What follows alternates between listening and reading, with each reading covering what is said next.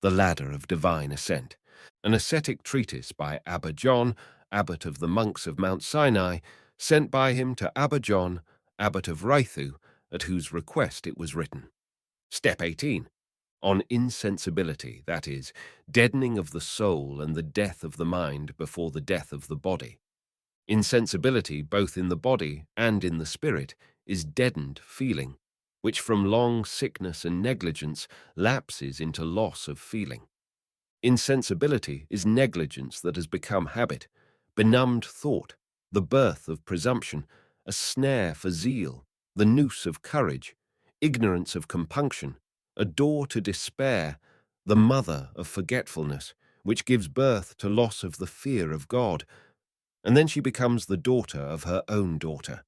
He who has lost sensibility is a brainless philosopher, a self-condemned commentator, a self-contradictory windbag, a blind man who teaches others to see. He talks about healing a wound and does not stop irritating it. He complains of sickness and does not stop eating what is harmful. He prays against it and immediately goes and does it. And when he has done it, he is angry with himself. And the wretched man is not ashamed of his own words. I am doing wrong, he cries, and eagerly continues to do so. His mouth prays against his passion, and his body struggles for it. He philosophizes about death, but he behaves as if he were immortal. He groans over the separation of soul and body, but drowses along as if he were eternal. He talks of temperance and self-control, but he lives for gluttony. He reads about the judgment and begins to smile. He reads about vainglory and is vainglorious while actually reading. He repeats what he has learnt about vigil and drops asleep on the spot. He praises prayer, but runs from it as from the plague. He blesses obedience, but he is the first to disobey. He praises detachment, but he is not ashamed to be spiteful and to fight for a rag. When angered, he gets bitter, and he is angered again at his bitterness, and he does not feel that after one defeat he is suffering another. Having overeaten, he repents, and a little later again gives way to it. He blesses silence and praises it with a spate of words. He teaches meekness, and during the actual teaching frequently gets angry. Having woken from passion, he sighs, and shaking his head, he again yields to passion. He condemns laughter and lectures on mourning with a smile on his face.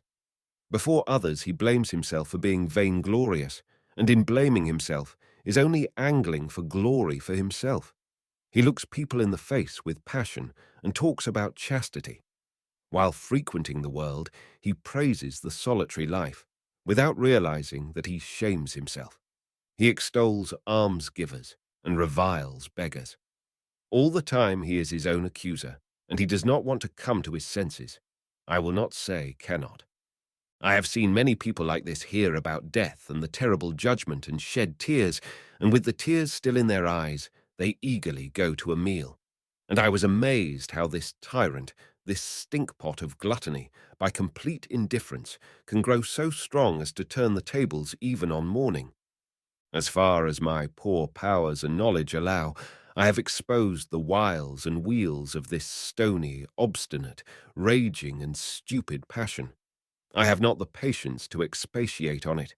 He who is experienced and able in the Lord should not shrink from applying healing to the sores.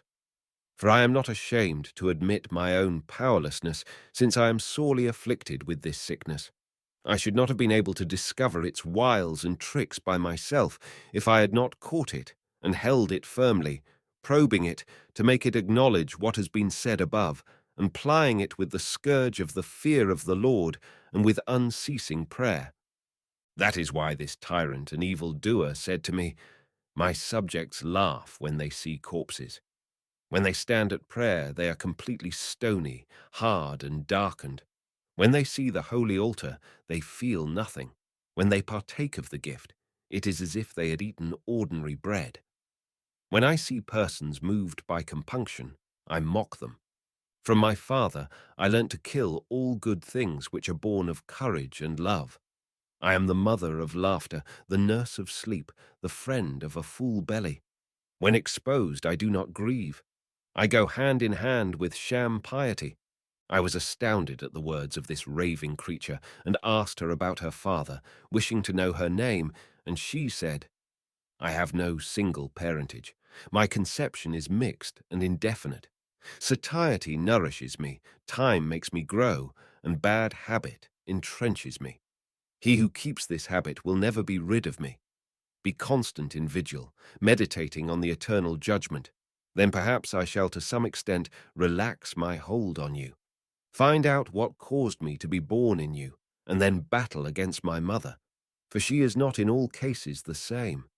Pray often at the coffins, and engrave an indelible image of them in your heart, for unless you inscribe it there with the pencil of fasting, you will never conquer me.